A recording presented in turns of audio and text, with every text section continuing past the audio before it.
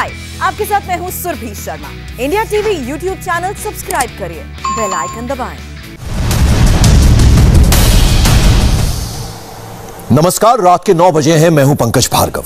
थोड़ी ही देर पहले कोरोना के नए आंकड़े सामने आए हैं। महाराष्ट्र में नए केसेस की संख्या 35,000 से नीचे पहुंच गई है। मध्य प्रदेश की बात करें तो 7,500, उत्तर प्रदेश में 12,500 और दिल्ली में 6,430 केस मिले हैं। कोरोना पर थोड़ा ब्रेक तो लगा है, लेकिन चिंता बनी हुई है। आज प्रधानमंत्री नरेंद्र मोदी ने भी कोरोना पर लगाम लगाने के लिए हाई लेवल मीटिंग की। इसमें गांव में संक्रमण रोकने पर खास जोर दिया गया।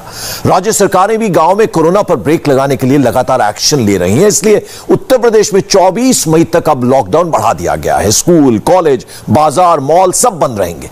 वहीं जयपुर में कल से मेगा लॉकडाउन जैसी सख्ती होगी। किस स्टेट में कितने गांवों में संक्रमण फैला हुआ है और उनकी क्या तैयारी है, कोरोना से निपटने के लिए इस रिपोर्ट से समझिए।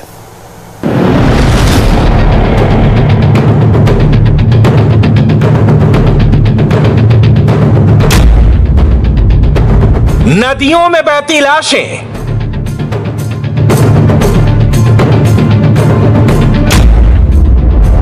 गंगा किनारे रेत में दबे शव,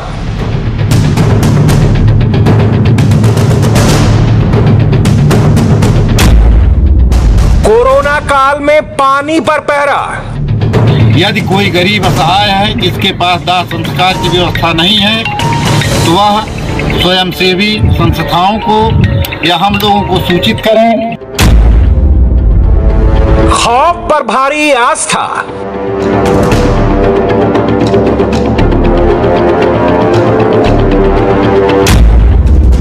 अफवाह ने रोका वैक्सीनेशन।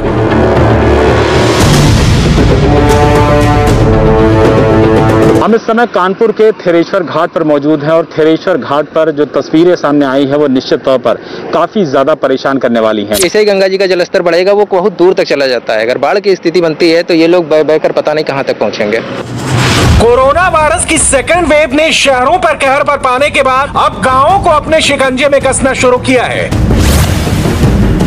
उत्तर प्रदेश, बिहार, पंजाब, हरियाणा, राजस्थान, छत्तीसगढ़, महाराष्ट्र, मध्य प्रदेश, इन राज्यों में ज्यादा ग्रामीण आबादी वाले जिलों में कोरोना की पॉजिटिविटी रेट 8% से ज्यादा है। आंकड़े कह रहे हैं कि गांवों में बढ़ते कोरोना केस अब उन राज्यों को दोबारा सेकंड वेव की गिरफ्त में धकेल रहे हैं जो लॉकडाउन की मदद से शहरों में वायरस के प्रकोप से उबर रहे थे।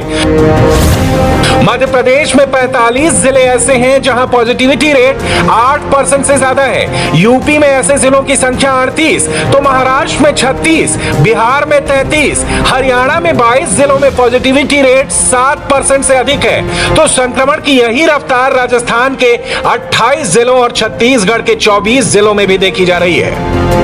गांव में बिगड़ रहे हालात से प्रधानमंत्री भी वाकिफ हैं। इसलिए शनिवार को हाई लेवल मीटिंग में भी प्रधानमंत्री नरेंद्र मोदी का जोर गांवों पर ज्यादा रहा। प्रधानमंत्री ने गांव में कोरोना के बढ़ते मामलों पर चिंता जताई। उन्होंने गांव में डोर टू डोर टेस्टिंग और सर्विलांस की व्यवस्था पर जोर दिया। पीएम ने ग्रामीण इलाकों में कोरोना के खिलाफ लड़ाई में जरूरी उपकरणों की व्यवस्था करने के निर्देश दिए। पीएम ने आशा और आंगनबाड़ी कार्यकर्ताओं को सशक्त बनाने पर जोर दिया। प्रधानमंत्री ने ग्रामीण क्षेत्रों में होम आइसोलेशन और इलाज की व्यवस्था करने के निर्देश दिए। मोदी ने निर्देश दिया कि ग्रामीण क्षेत्रों में ऑक्सीजन की सप्लाई सुनिश्चित करने के लिए डिस्ट्रीब्यूशन पॉलिसी तैयार की जाए। देश के तमाम ग्रामीण इलाकों में कोरोना वायरस का कहर किस तरह टूट रहा है, उसके 3 सबूत बिहार और उत्तर प्रदेश में गंगा नदी में तैरते दिखे। कानपुर के ग्रामीण इलाकों से सटी गंगा नदी के किनारे बड़ी तादाद में रेत के नीचे शव दबे होने की बात निकली। तो गाजीपुर में भी गंगा नदी में शवों को बहते हुए देखा गया। हालांकि गंगा से सटे इलाकों में पुलिस पेट्रोलिंग शुरू हो चुकी है, शवों को तलाशा जा रहा है। बिहार के आरा में भी नदी में ताजा शव बरामद हुए हैं। प्रशासन का दावा है कि ये शव पीछे से यानी बक्सर और यूपी से बहकर आए हैं। यूपी में उन्नाव के बाद कानपुर से चौंकाने वाली तस्वीर सामने आई है। यहाँ शिवराजपुर का खेरेश्वर घाट भी सैकड़ों लाशों से पटा पड़ा है। गंगा के बीच में और किनारे पर कई शव दफनाए गए हैं। करीब 300 मीटर के दायरे में जिधर निगाह जा रही है वहां शव ही शव है। बारिश के बाद शवों के ऊपर बालू हटी तो मृतकों के परिवार वालों की बेबसी और मजबूरी सामने आ गई। बताया जा रहा है कि आसपास के गांवों में रहने वाले लोग लकड़ी महंगी होने और आर्थिक तंगी के चलते सूखी गंगा में ही शव दफना कर जा रहे हैं। यह अब तक नहीं पता चला है कि इन शवों में कोरोना से हुई मौत वाली लाशें कितनी हैं। खेरेश्वर घाट पर शवों की सच्चाई जानने संवाददाता विशाल प्रताप सिंह भी पहुंचे।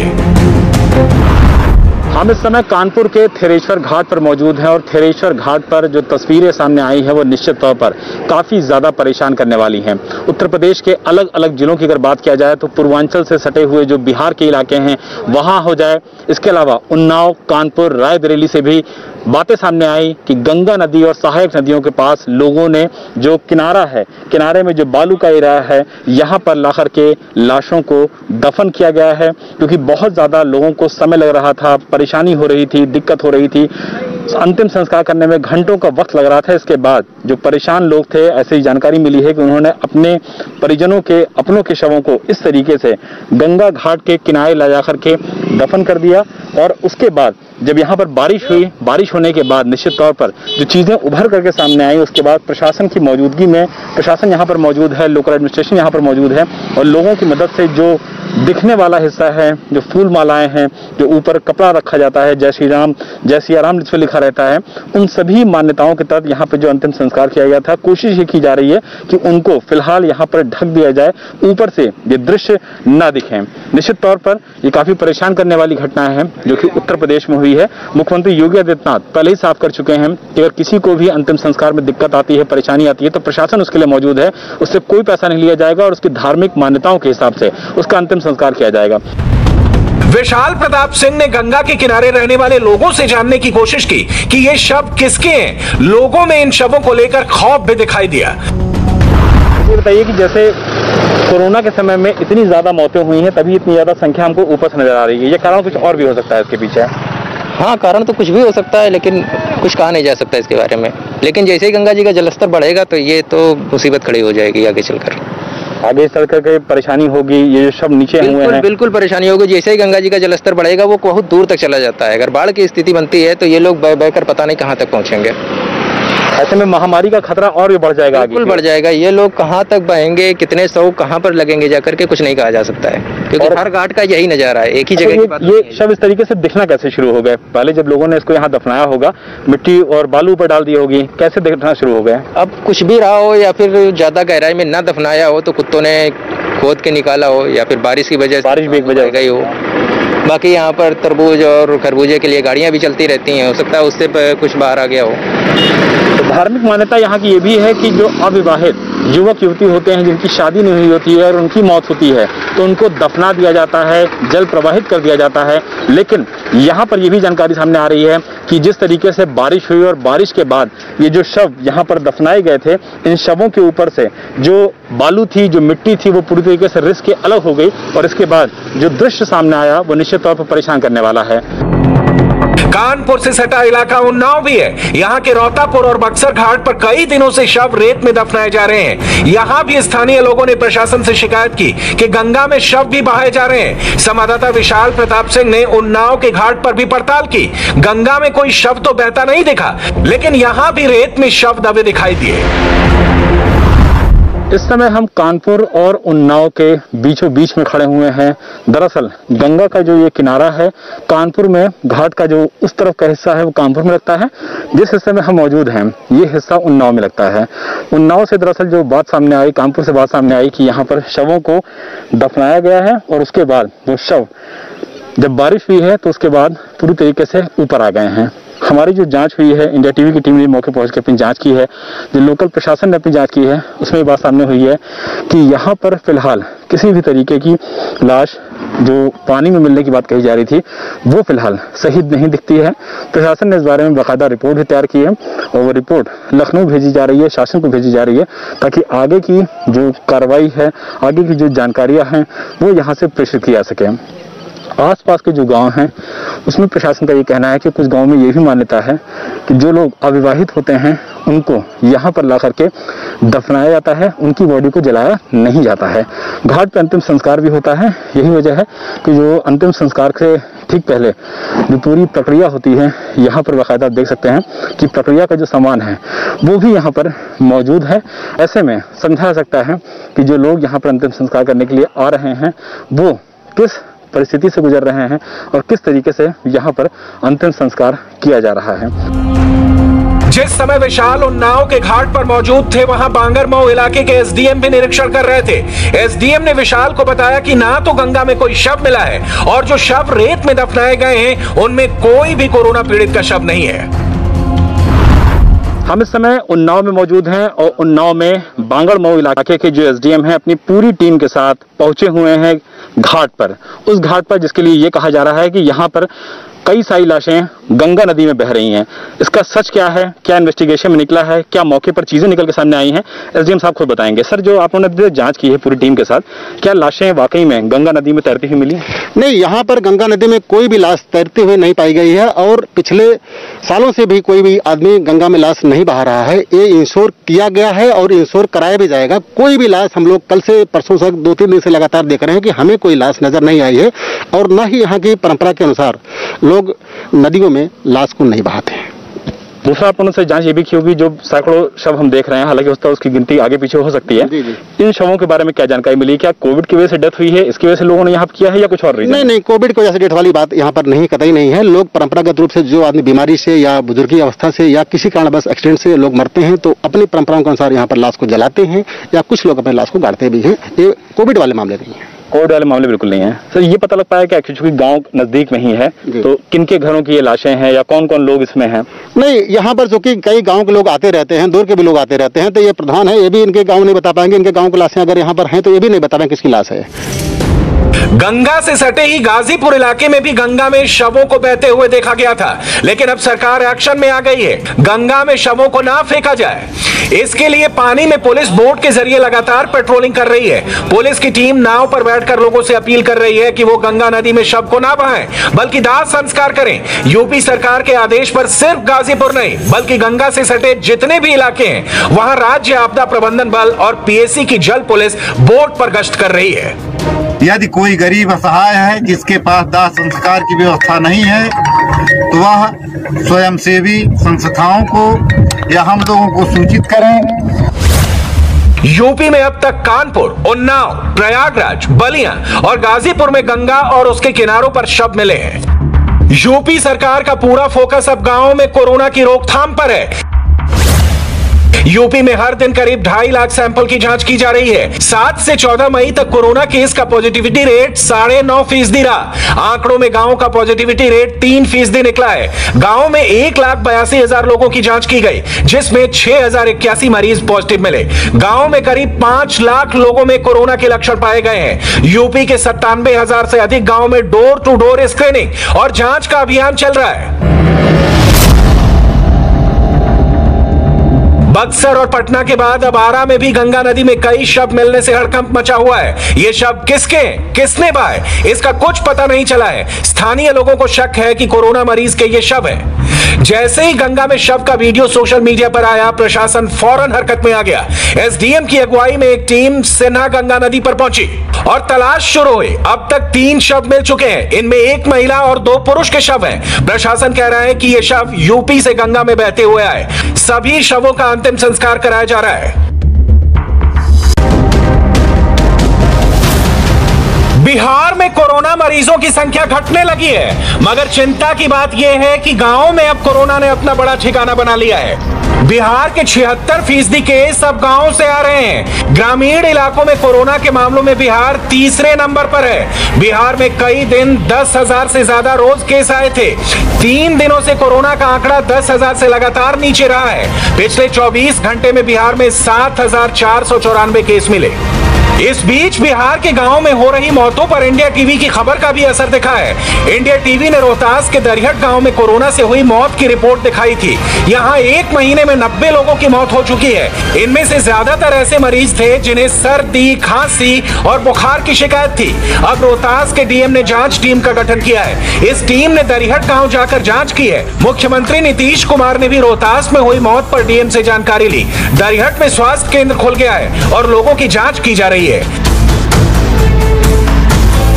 सिर्फ बिहार ही नहीं, देश के ज्यादातर राज्यों में यही हालात है कि कोरोना अब गांवों को अपना बेस बना रहा है। छत्तीसगढ़ में 89%, हिमाचल प्रदेश में 79%, ओडिशा में 76% मरीज ग्रामीण इलाके से हैं, जबकि हरियाणा में 50% मरीज शहरी और 50% संक्रमित ग्रामीण इलाकों से हैं। घाट घाट लगे लाशों के अंबार ने सबके मन में एक ही सवाल था कि आखिर कब और कैसे इतनी तेजी से कोरोना ने देश के गांवों में घुसपैठ कर ली। कैसे शहर शहर कोहराम मचाने के बाद कोरोना हमारे गांवों को निशाना बना रहा है। तो उसकी एक वजह ऐसी तस्वीरें भी हैं। बिहार में लॉकडाउन है, पाबंदियां हैं, लेकिन छपरा के गांव से आई इन ताजा तस्वीरों को देखिए। सैकड़ों महिलाएं पूजा करने जा रही हैं। चेहरे पर न मास्क है, न सोशल डिस्टेंसिंग। ऐसा लग रहा है कि कोरोना का कोई खौफ इन्हें नहीं है। ऐसी भीड़ कोरोना को बेकाबू बना रही है। छपरा जैसी तस्वीर यूपी से भी आई है। बलिया जिले में श्रीरामपुर, व्यासी, रामगढ़, पचरुखिया और हुकुम छपरा गंगा घाटों में अक्षय तृतीया स्नान और मुंडन संस्कार करने वालों का रेला उमड़ पड़ा। इसके चलते गंगा घाटों पर काफी भीड़ लग गई। भीड़ कई हजारों की थी। न मास्क, न 2 गज की दूरी का पालन। कोरोना के खौफ पर आस्था भारी पड़ी। ये तस्वीरें देखकर प्रशासन के हाथ पांव फूल गए। भीड़ के आगे अधिकारी बेबस दिखे। यहाँ पर लगभग 25 से 30 हजार लोग हैं। 10,000 के आसपास लगभग यहाँ पर जनसंख्या ऐसा और लोगों के चेहरों पे मास्क नहीं दिखाई दे रहा है। कोरोना का समय मास्क नहीं लगाए हैं। कोरोना से डर नहीं है। अभी स्नान कर आए हैं, मास्क लिए हैं। अभी कोरोना से डर लगता है कि नहीं आपको? कोरोना है ही नहीं। ये कोरोना महामारी से सबको डर है। हालांकि यूपी के गांवों में कोरोना पर लगाम के लिए योगी सरकार ने कई फैसले लिए हैं। सामुदायिक स्वास्थ्य केंद्र अस्पताल में बदलेंगे। 24 घंटे डॉक्टर्स की टीम सामुदायिक स्वास्थ्य केंद्र में रहेगी। सामुदायिक केंद्र में 50-50 बेड तैयार होंगे। प्राइमरी स्वास्थ्य केंद्र को अस्पताल में तब्दील करेंगे। ट्रैकिंग, टेस्टिंग और ट्रीटमेंट पर जोर। गांवों के लिए 17,000 ऑक्सीजन कंसंट्रेटर का ऑर्डर। इसी तरह मध्य प्रदेश सरकार ने भी गांवों में बढ़ते केस देखते हुए कई फैसले लिए हैं। 7 मई से किल कोरोना अभियान चल रहा है। ग्रामीण क्षेत्रों में स्वास्थ्य विभाग सर्वे कर रहा है। गांवों में थर्मल स्कैनिंग और ऑक्सीजन लेवल की जांच। सर्दी, खांसी और बुखार जैसे लक्षण होने पर मेडिसिन किट दी जा रही है। लक्षण होने पर कोविड जांच के लिए सैंपल लिया जा रहा है। सांस लेने में तकलीफ होने पर कोविड केयर सेंटर भेजा जा रहा है। हरियाणा के गांवों में कोरोना पर सरकार ने एक अलग ही वजह बताई है। कहा है धरने पर बैठे किसानों की वजह से कोरोना फैल रहा है। सरकार गांवों में कोरोना रोकने के लिए क्या कर रही है, इसे आप हरियाणा के हेल्थ मिनिस्टर अनिल विज की जुबान से ही सुन लीजिए। 5 आदमियों की हमने एक टीम बनाई है, जिसमें आशा वर्कर भी है, टीचर भी है, पंचायत के लोग भी हैं, जो सारे हरियाणा में हर गांव में घर घर जाएगी और उनके स्वास्थ्य के बारे में पता लगाएगी। जिस किसी में भी कोरोना के लक्षण पाए जाएंगे उसका वो टेस्ट करवाएगी और मरीज की स्थिति के हिसाब से अगर उसको खाली आइसोलेशन की जरूरत है तो आइसोलेशन सेंटर, अगर वो घर पे रह सकता है, सेपरेट लैट्रिन बाथरूम है तो घर पे रह सकता है। सरकारों का पूरा फोकस गांवों में कोरोना के प्रसार को रोकने पर है। साथ ही सख्त पाबंदियों और वैक्सीनेशन के जरिए इस पर लगाम की भी पूरी कोशिश की जा रही है। अब तक 18 करोड़ 4,57,000 से ज्यादा लोगों को वैक्सीन लग चुकी है। 13 करोड़ 93 लाख लोगों को पहली डोज दी जा चुकी है। शुक्रवार को 11,03,625 लोगों को वैक्सीनेट किया गया। इनमें से भी 6,29,000 लोगों को पहली डोज दी गई, जबकि 4,74,000 लोगों को दूसरी डोज दी गई। हालांकि कई जगहों पर वैक्सीन की कमी कोरोना से लड़ाई को हल्का भी बना दे रही है, लेकिन सरकार का दावा है कि 2 महीने के भीतर सभी राज्यों में वैक्सीन की पर्याप्त सप्लाई होगी। दिसंबर तक 216 करोड़ डोज उपलब्ध कराने का लक्ष्य है। अभी देश में केवल 6 राज्य ऐसे हैं जहां 1 करोड़ से ज्यादा वैक्सीन की डोज दी जा चुकी है। ये राज्य हैं गुजरात, कर्नाटक, महाराष्ट्र, राजस्थान, उत्तर प्रदेश और पश्चिम बंगाल।